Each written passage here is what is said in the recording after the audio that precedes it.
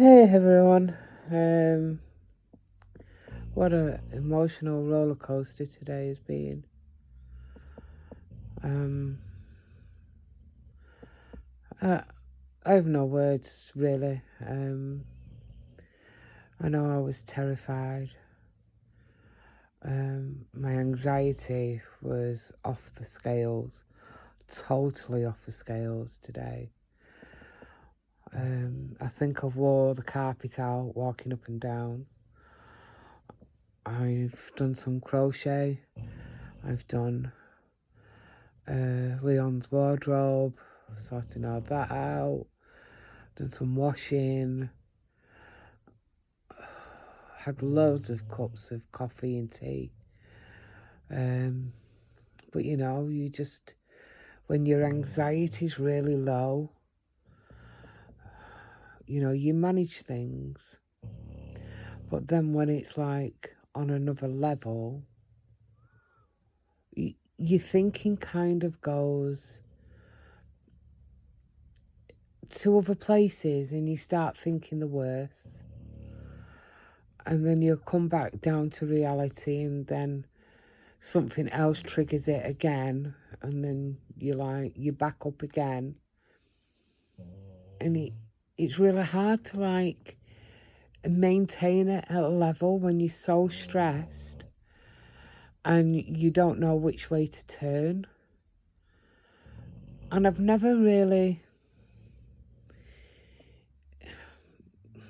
I don't know, today I can't put into words because your feelings, your emotions are all over the place, and it's kind of scary.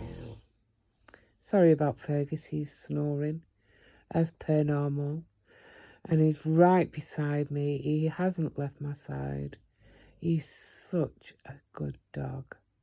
I love him to bits. So this morning, Leon went for surgery. His last words were to me, he loves me lots. And that's when I started getting a bit panicky. 'Cause he always tells me he loves me every single day. 4, 5, 10, 20 times a day. He always tells me. But I knew deep in my heart he was going for surgery, and he'd be back within 4 hours. I got told it'd be up to like 4, 6 hours.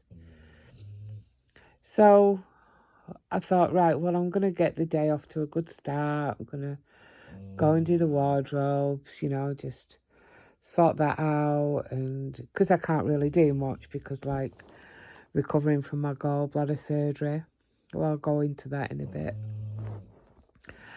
So then I did that, come downstairs, put the washing machine on, fed Fergus, sat down, and I had some toast and I had some coffee. And I thought, right, okay, let's get something else done. So I thought, I'll crochet something simple, where I don't have to think. I can just sit and do it, watching YouTube, watching TV. So I decided to go and watch Shaz 73. I love watching Shaz. And then she says, oh, this afternoon I'm going to get the ladder out and go and climb the trees. And I'm thinking to myself, is this woman right in her head? She knows my stress levels are like through the roof anyway, and then she's putting more bloody stress on me. Well, young lady, you're going to get your ass whipped. Anyway, back to my story. I just had to say that. So then, I have my friends who I ring daily and make sure they're okay. And they're ringing me today. I'm in floods of tears. And I'm so sorry for that. It's just like my anxiety is just like, no, we're going to attack today. And that's going to be it. So I thought, right, okay, I'll do some more crocheting. So I'll start here happily crocheting away. And I'm one of these people that I don't like to clock watch, but today I've done that. And the day has gone so slow. Stupid me doing that. So then I made some dinner. And, well, that didn't go down too well. It never really got anywhere. But, hey-ho, you know, it's one of them things. So, you know, another cup of coffee. Sat here watching TV. And then I'm looking at the clock thinking, well, nobody's rang. Okay, so then I'm getting a bit stressy again. Pacing the floor. And then I'm getting phone calls. And I thought, my head hurts, I'm going to lie down. Fergus, shh. So then I thought, right, okay, I'm going to lie down, going to try and get rid of this headache. Anyway, the phone kept ringing, so I'm answering the phone because, you know, I never knew if it was the hospital or not. So then I was just like, okay, I've got to do something else. So it takes all the washing out the washing machine, puts it on the airer. And you know what? These electric airers are so good. They're absolutely brilliant.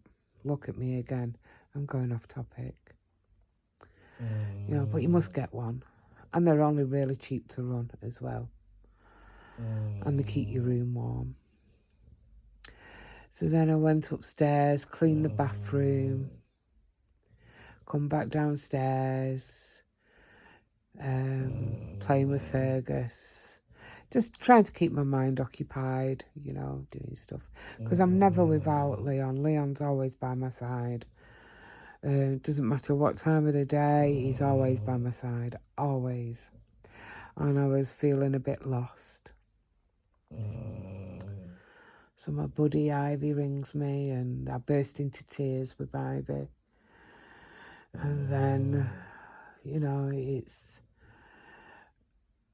it's hard because you want the company but you don't. But then you think, I can do this. So then I calm myself down. And then, Fergus, you're going louder and louder. And then I just thought, right, okay. So I sat here, and it's getting later in the day. It's getting to 6 hours. Still no phone call. And I'm stressing again. You know, messaging Mick and Nick. You know, while Nick was at work. But Mick, you know, he's been through so many operations with his heart. You know, he's my first port of call. Because I know he'll calm me down and talk me through things. Which he does. But, you know, I probably got on his nerves today. So then I'm sat here and I'm thinking, okay, it's getting a bit dark. Let's close the curtains, put the light on. Still haven't heard anything. It gets to 7 hours. Still nothing.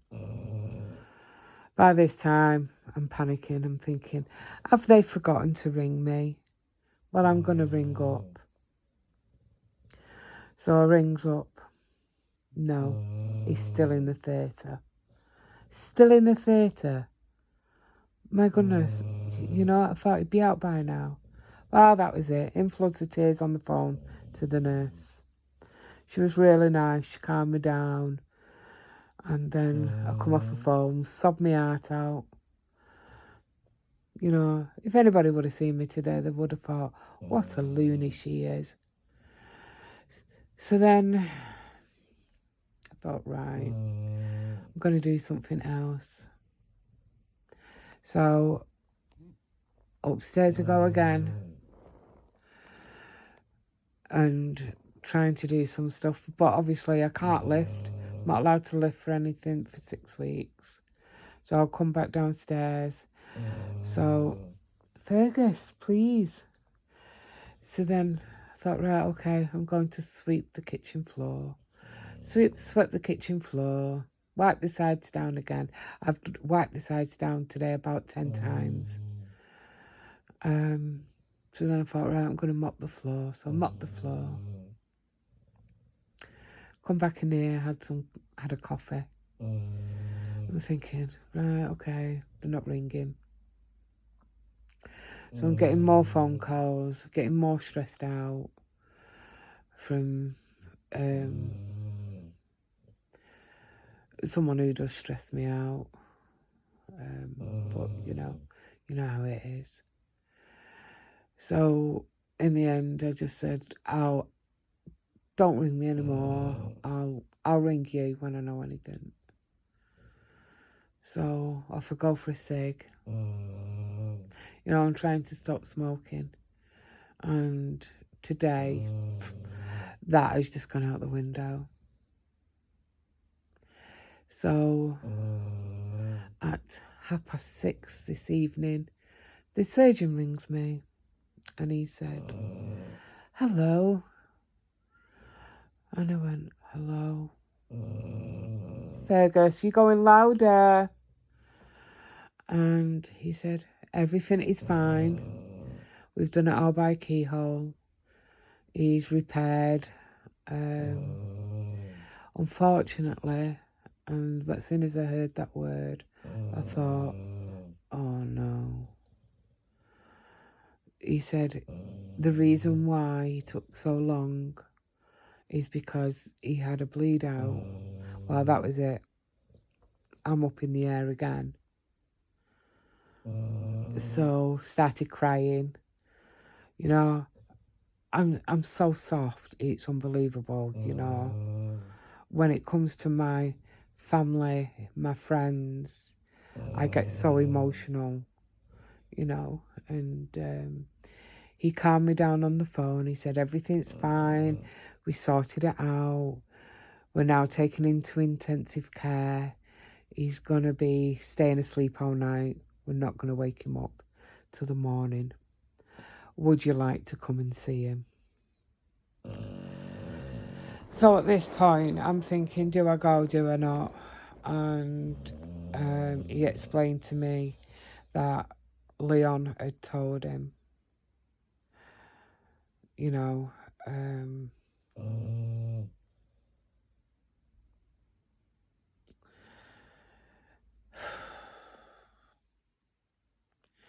I lost 2 of my sisters. They was on life support and we had to turn the machines off.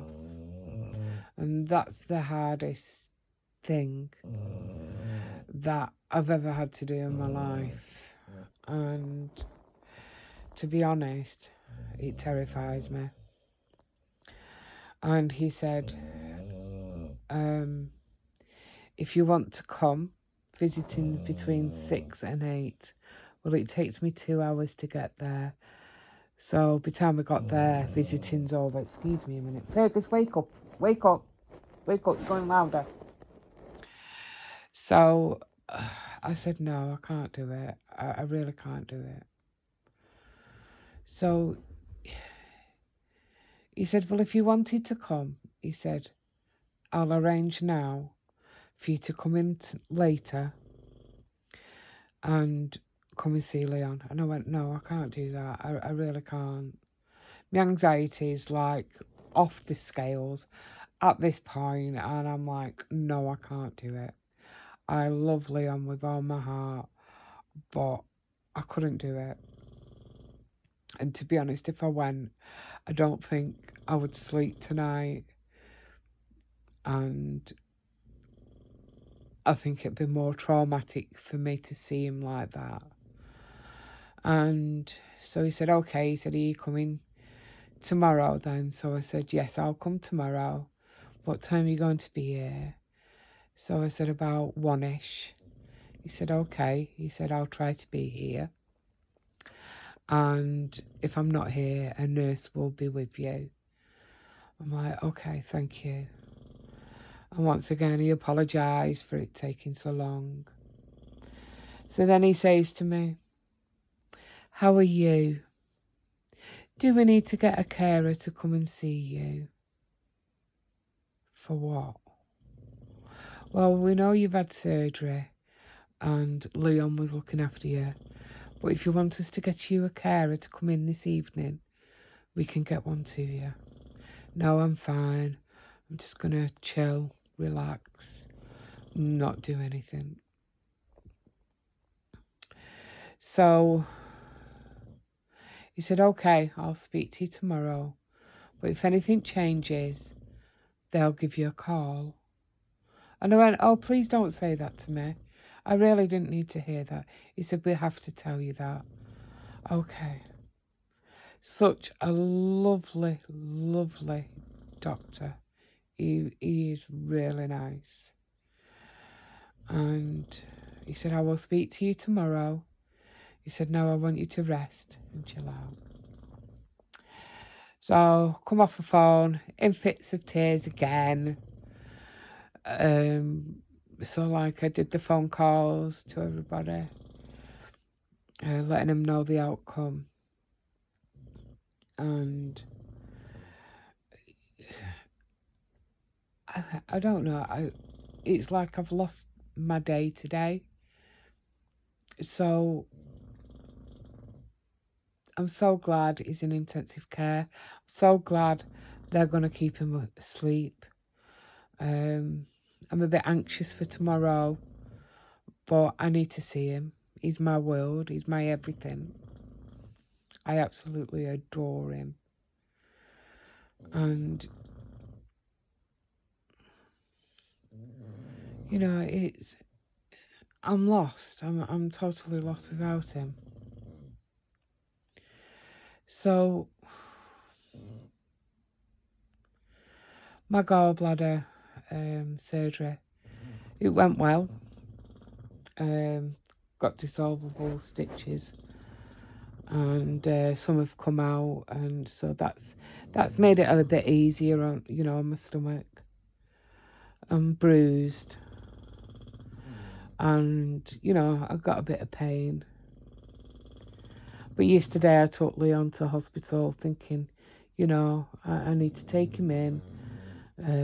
So I took him, and we have to walk a fair distance, and it was hurting, but I never moaned. I just like got on with it. And then when I come home, I was hurting, so I took my meds and like just sat down and relaxed. Then I made something to eat, fed Fergus. Well, Fergus was misbehaving, to be honest. He had food in his bowl and he didn't want that. He wanted a different one. So I got rid of that food and put new in. Well, he devoured that. But he starts barking. And then he starts talking, kind of, like that to me. I haven't a clue what he says. But he seems to answer me anyway. Luckily enough.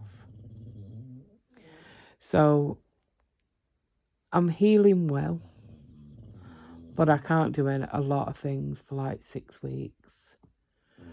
So it's like really come at a bad time. Me having my surgery, Leon having his surgery, you know, and it's hard. But we can do this. We just want to get back to normal, a healthy, you know, time again, where I'll go for walks and have fun. Not that we didn't have fun before, you know, we still had fun. But, you know, there's got to be more laughter. And, you know, it's very hard when you're with someone you love so much. And yet, they're so far away and out of reach, you can't touch them. Say hello to them. Tell them that you love them. Because they're not there. But they are there. they're just a few miles away. And I miss him. I really do miss him. He's my life. I've never ever felt this way about anyone in my entire life. He's changed my world for the better. He's changed my life. And I'm so grateful for him. He's my world. So, anyway, I just thought I'd do a little video, and I'm sorry that I've waffled, but you know, it's part of life's journey. It's part of my life. It's part of Leon's life.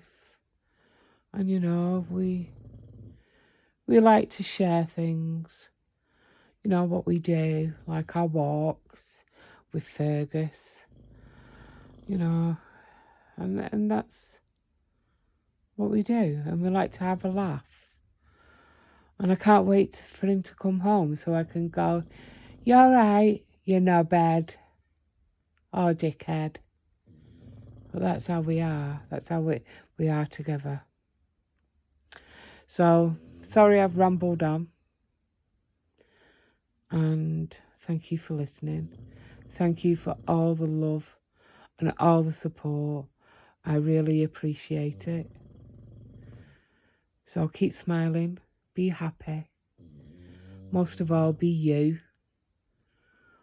And I'll give you all some love and some hugs back, because you all deserve them, for giving me all the love and support today. So once again, thank you for listening, watching, whatever you're doing. You know, most of all, have fun and smile. Cheerio.